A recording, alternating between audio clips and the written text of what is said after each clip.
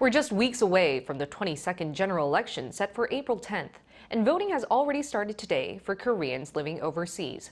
Those who have registered will have the chance to cast their ballots until next Monday in their local time zone at their local embassy or consular office.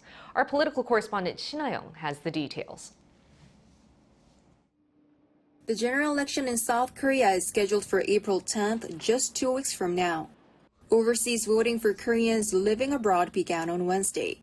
However, overseas voting is only available for those who register in advance. Korean citizens without a permanent address in Korea can vote for proportional representatives in the assembly. Those with a permanent address may vote for both proportional and regional lawmakers.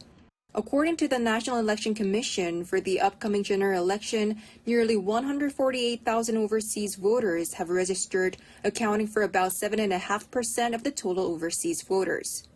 This marks a roughly 35% decrease from the last presidential election in 2022 and a 14% drop from the previous general election in 2020. In the last general election, the turnout was the lowest ever at 23.8%, mainly due to the impact of COVID-19.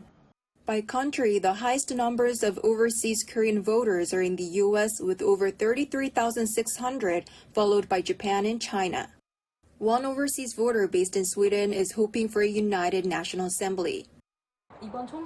I hope the new parliament understands the issues facing society and remains united to solve problems. Seeing happy families in Sweden, I also hope South Korea works towards creating a fair environment where parents can equally share responsibility for their children.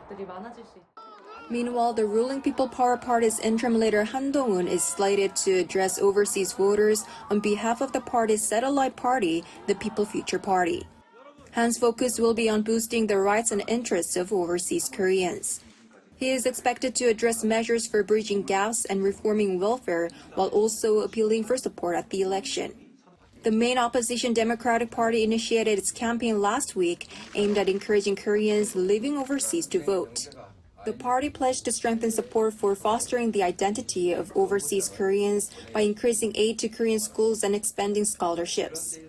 It also stressed its commitment to providing them with the same level of administrative service as those available domestically. A total of 220 polling stations in 115 countries will be open from 8 a.m. to 5 p.m. for voters until April 1st. Shin Ha-young, Arirang News.